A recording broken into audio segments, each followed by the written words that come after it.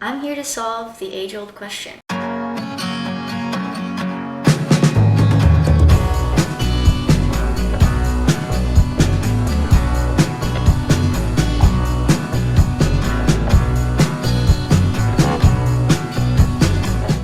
I've seen this question asked in a lot of places, whether it's on YouTube or in interviews with famous musicians, and it's been answered in a lot of different ways. So I'm here to share some of the insights that I've gathered. Welcome back to my channel. If you're new here, I like to talk about creative insights, especially in relation to music and songwriting, so that you can make more music. I'm an independent artist, and if you'd like to support my channel, please like, share, and subscribe. And you can now support me on Patreon. And you can connect with me on social media. Please do it. I'm desperate. When I was a super young songwriter, I had this idea that every song I wrote had to be 100% perfect. And if it wasn't, then I wasn't a good songwriter. As I delved a bit deeper into music, I kind of realized that no, writing bad songs simply comes with the territory of making music. But as I went a little bit further into the music industry, I kind of received some contradictory advice, such as people saying that you shouldn't waste your energy, your creative energy, on writing bad songs, and you should kind of know when to scratch a song or an idea. When I went a little bit further into the music industry, listening to music interviews and delving a little bit deeper into other musicians' insights, I kind of encountered the opposite insight. You shouldn't waste your time or energy on a song that just isn't good. I personally think that there's wisdom to both sides of this coin. So let's look a little bit closer at what this might mean. How can we find a more balanced answer to this question? It's all about the balance. Let's start with the first point, and the one that you'll kind of encounter, especially as a new songwriter. Writing bad songs is kind of a necessary evil. It's not that we should intentionally be writing bad songs, but rather it's just part of the artistic process. And especially if you're new to songwriting, your first few tries, or even your first couple tries, might not be the best material you've ever written. But hey, if you're lucky, or if you just happen to have that natural creative songwriting ability, you might write a hit on your first try, and if so, that's excellent. But that doesn't mean that every song you write after that will be a hit. Just look at one-hit wonders. Never gonna give you up, never gonna let you down, never gonna run around and desert you. Okay, that's kind of mean to Rick Astley. He had other songs, okay, listen to them. I don't know what they are, but I'm sure they're okay. I'm sure they're good. When you're a new songwriter, your first few songs might not be your best, but that doesn't mean you should discredit yourself as a bad songwriter just because your first song maybe wasn't a hit. It's all part of the process of improving your skills as a songwriter, in writing lyrics, in your arrangements and engineering, and everything else too. Songwriting is not a factory production line. We should not see songwriting as a process of writing lots of bad songs just to get to the good ones, or churning out those mediocre songs just to get that hit. It's more like an artistic journey where our songs are kind of like the sketches of an artist's sketchbook. Think of it like this. You wouldn't look at Leonardo da Vinci's sketches and think, ooh, these aren't great works of art. No, we would understand that the sketches are part of the artistic process, and in songwriting, it's not so different. Each song you write is kind of like a little sketch, a little demo, a little bit of material that you can work with. Even within the process of writing a good song, there might be versions or demos of that song that aren't as good. Think of how sometimes we might even prefer a demo to a studio version, or a live version to the studio version of a song. It kind of just goes to show how songwriting is not a linear process. Look out for the hidden gems in your own songwriting, because there may be little special moments that can be used as material in combination with a different song that you're writing to create a much stronger song. So for example, even in a bad song, maybe there's a little riff or a little section that sounded really good, and I can combine with something I'm already working on or something new to create a much stronger song. Don't throw away your material. Just don't. I'm gonna talk about throwing away material or when to stop writing, but at the same time, don't discard it immediately, please. You could find something useful in it, and even if you don't, it's kind of cool to document your learning experience and seeing how you improve your skill set. Yeah, I have songs that are on the internet that are now private because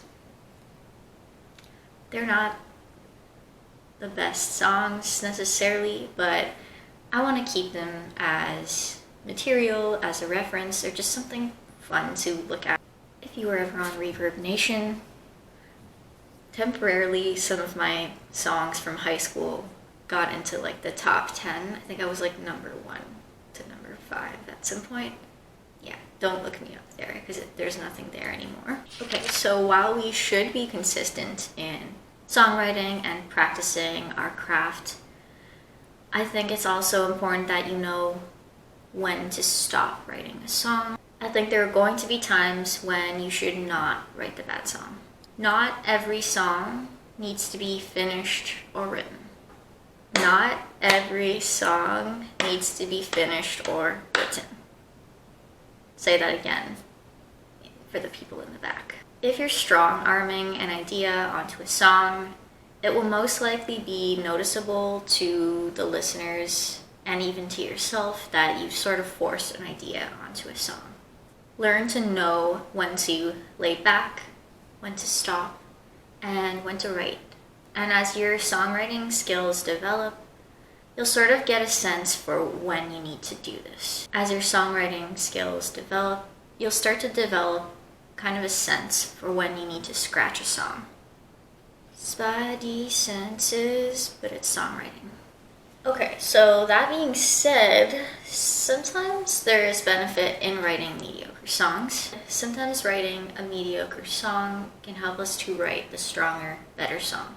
Simply the habit of practicing your craft helps you build your skill set to write better songs when the ideas do come to you. It can kind of be like an exercise or a warm-up so that you can get into the zone, in the flow of things, so that when you do get that idea, you're already used to writing songs regularly, and you may have built sort of like a solid foundation of songwriting skills. Sometimes it's just fun to run with a song idea, even if you know that you might not be recording it or you know it's not that good. This is really useful, especially if you have writer's block. Bonus tip of the day. Seriously, record your songs onto your phone or onto your computer or somewhere because you will want them for future reference. I have a collection of random recordings that, looking back on them, is pretty useful. It's really interesting to listen back and see some of the ideas I had and find little gems within some of my older songwriting, and even if it's not good, I find it funny. Not every song you write will be good, but that's not really the point here. At the same time, it might be useful to know when to scratch a song idea to save your energy for a stronger musical idea. Ultimately, even within bad songs, we can find little hidden gems within it that we can glean for the songwriting process. Aiming for consistent, long-term development can help us approach songwriting with a freer mindset so that we're not aiming for perfection, but rather we're aiming for growth. This is Songwriting Sunday.